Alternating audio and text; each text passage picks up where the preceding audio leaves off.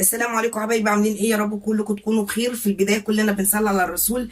النهارده حبايبي بنعمل مع بعضينا طاجن لحمه الراس مع بعضينا. آه انا طبعا في البدايه هحطها في ميه عشان يعني تبدا تغلي وتطلع الريم بتاعها. بعد ما بتطلع الريم بتاعها بسقط بقى ايه البهارات بتاعتها، اللي هو ورق لوري، شويه كمون، 7 بهارات، فلفل اسود، وفصين توم كده مقطعاهم، والحبهان. تمام. بعد ما بتغلي بنحط الملح، ده اخر حاجه، اخر حاجه خالص. بنحط الملح لما تبقى مثلا ولدان كده 90% سوا، نبدا نحط الملح. وهنحط لها بعد كده عشان هو بقى طاجن ما يبقاش لحمه بس كده، عشان ما هي تقيله طبعا مش هنحط لها اي دهون. هنا معانا بطاطسايه كبيره متخرطه، ومعانا جزرايه، والبصل هنقطعه. وهنعمل جنبه بقى ايه شويه رز بالشعريه. هنحط بقى الميه تبدا تغلي معانا، وهنمشي مع بعضينا خطوه خطوه مع بعض.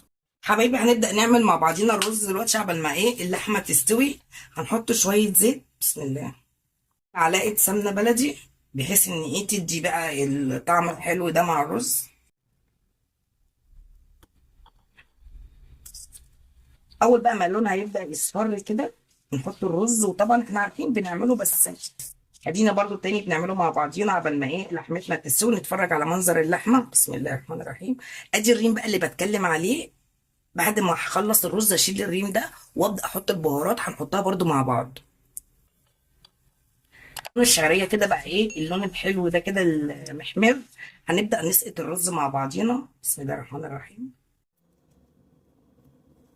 هنحط مع بعضينا ايه ملح، بس نخلي بالنا من الملح. يعني انا ايه معلقتي صغيره جدا، بحط معلقتين.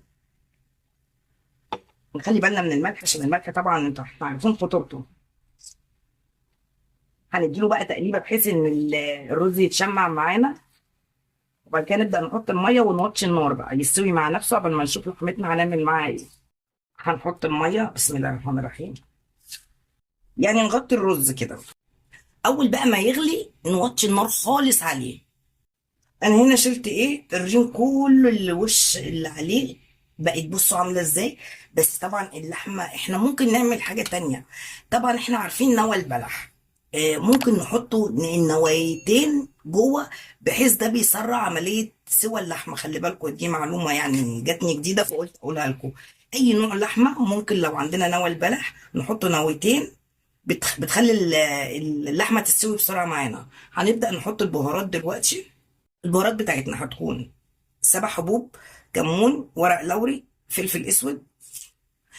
انا دلوقتي وهحط التوم برضه. هخلي بقى الحبهان والملح شويه كده لما تاخد وتدي مع نفسها، وتبقى كده ايه السوا بتاعها مثلا 90%، عشان اسقط معاه الخضار، لان انا مش عايزه الخضار بتاعي يتهري. وبرده البصله، انا ما بحبش احط البصله كده في اول سليق اللحمه. ليه بقى؟ عشان خاطر البصله بتستوي قوي ما بتبانش. انا بحب كده ايه البصله تبقى باينه في الاكل. فانا هخليها لغايه ما تستوي 90%، وابدا احط البصله والخضار والملح والحبهان. وبعد كده طبعا هنفضيها في طاجن وندخلها الفرن. كل ده هنعمله واحنا مع بعض. حبايبي ادي كده اللحمه استوت معانا 90%. هنبدا نحط الخضار بتاعنا: البطاطس وجزر، وانا حطيت قرن فلفل حراق بحيث ان يدي ايه كده جو. والبصل طبعا هحطه دلوقتي، يعني اخر حاجه كده بحطها مع البصل، بحيث ان انا عايزه ايه البصل ما يتهريش وما يبانش كده في الاكل. وهنحط معانا بقى ايه اللي احنا ما حطيناهوش: الملح والحبهان. هنسيبه بقى كده على النار بتاع 10 دقايق، ونبدأ نحطه ايه في برام ونحطه في الفرن. وهنعمل ده كله مع بعضينا.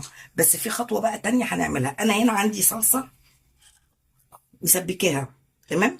هبدأ احط هنا الصلصة ايه اللون اللي انا حباه. طيب ادي طاجن لحمة الراس، وادي الرز اللي بالشعرية. وانا طبعا سايبه له شوية صوص كده. ما تنسونيش بقى في لايك شير كومنت ظريف. اكل ودردشه من ام كريم.